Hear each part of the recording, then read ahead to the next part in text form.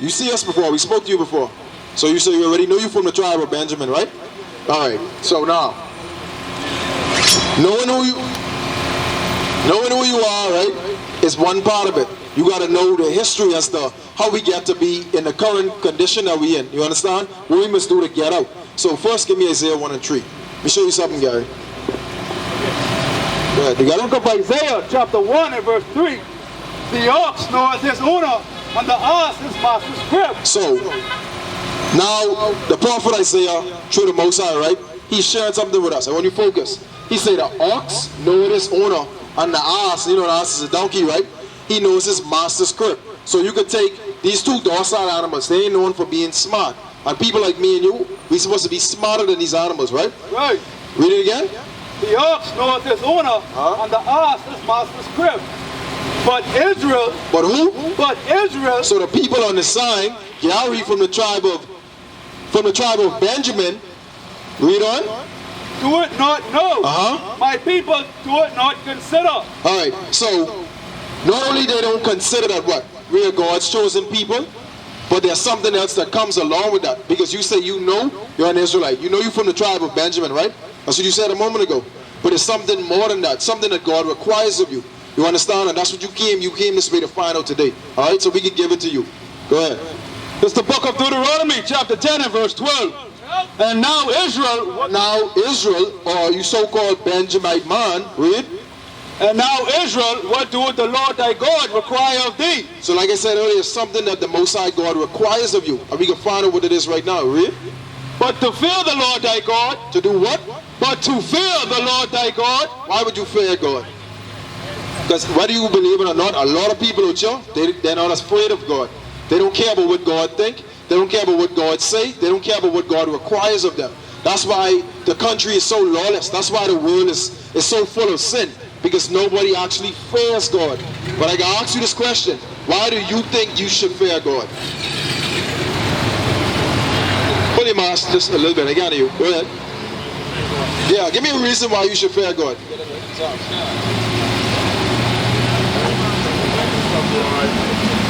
Alright, let me help you out. You have parents, right?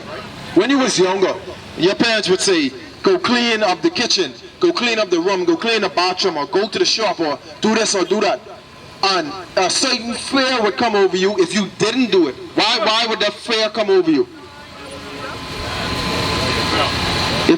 Why were you afraid of your parents then? Let me put it to you like that. Yeah, and then you don't do it. Why would you be afraid of them? What's going to happen if you don't listen to them? To your parents when you was younger? Are you real with me now? You know what your old man used to do to you. You know what your old lady used to do to you when you was younger. And they would say something and you wouldn't do it. What would happen? They spank you, right? You get beaten, right? So read on. The book of Psalms, chapter 119 and 120. My flesh trembleth for fear of thee. So this is our forefather David, right? He says his flesh trembles for fear of the Most High God, right? Read. And I am afraid of thy judgment. I am what? And I am afraid of thy judgment. So now David is letting you know why you should be afraid of the Most High God. Why? You should be afraid of his judgments. Think about it. This is the being that has the power to create heaven and earth. He created the sun. He gives life and death. That in itself should be enough to what? To fear the Most High God. You understand? You didn't create yourself. You agree with that? You didn't give yourself life. So you don't think that the average person should be afraid of the Creator? They should be afraid of the person that who has what? Power to kill not only just your flesh, but to kill your spirit. You understand? That in itself is reason why you should fear the Most High. Go back to Deuteronomy. Book of Deuteronomy, chapter 10 and verse 12. And now Israel, what doeth the Lord thy God require of thee? So the same God who has the power to execute judgment, he said he requires something of you. Go ahead. But to fear the Lord thy God. So we just dealt with the fear. The reason why he wants us to fear him. Fear what he could do if you go against his words. Go ahead.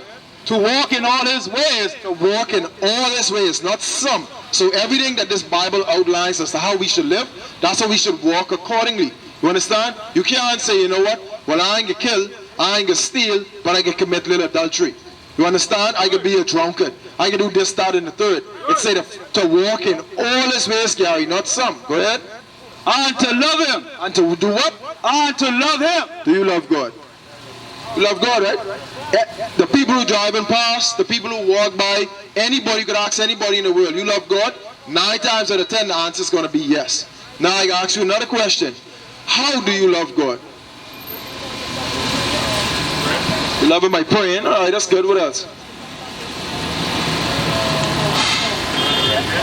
Doing the right things. Alright, that's kind of a broad statement. Let me get it to you in the Bible. Because the Bible has the answer for all things, not some. The problem is, the ones who teach the Bible, these Christian pastors, Christianity, that doctrine, they've perverted the Bible. So a lot of our people, they don't even want to hear this book. They so used to being lied to, you see what I'm saying, hoodwinked and bamboozled, that when we try to bring out the Bible to them, they don't want to hear it. Read on. This is the book of 1 John chapter 5 and verse 3. For this is the love of God. So now John is saying, this is the love of God, or to simplify it, this is how you love God. Go ahead. That we keep his commandments. Now we do what? That we keep his commandments. So the Bible says the only way to show that you love God is by keeping his commandments. You see how simple that is? So you know you're an Israelite. You know you're from the tribe of Benjamin, right? You say you fear God. You say you love God, right? And what is love? Let me see if you're paying attention. How do you show God you love him? Huh? Comes from your heart. What do we read that the Bible say is how we love God? Let's read it just now, Gary. Read it again. The book of 1 John chapter 5 and verse 3. For this is the love of God. So again, this is how we love God. Go ahead. That we keep his commandment. That we do what? That we keep his commandment. So the Bible is saying the only way you could show God that you love him is by doing what, Gary? Not the 10. Would that say keep what? That we keep his commandments. Never said 10. It said keep his commandments, because there's more than 10 commandments. Right. You understand? There's over 600 commandments, Gary. That's right. You see what I'm saying? And for me to show you all those commandments, it take a lot of time. What you going to say? What you got for me? Yeah, go ahead. And his commandments are not grievous. And the Bible says the commandments of God, Gary, is not grievous. Think about it. One of the commandments say thou shalt not kill, right? Is that something hard to do? But our people, what? We choose to do evil. You understand? Because guess what?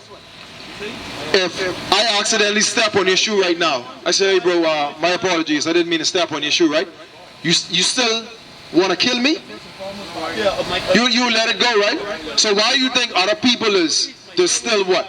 Choose to go that route?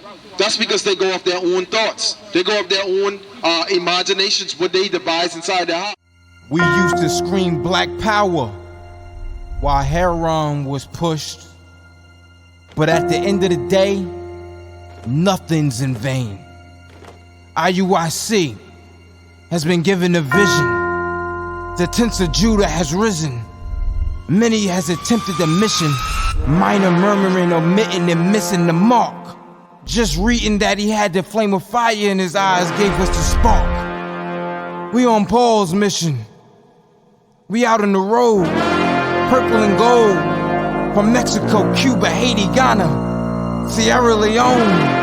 144,000 boots banging, concrete crackling.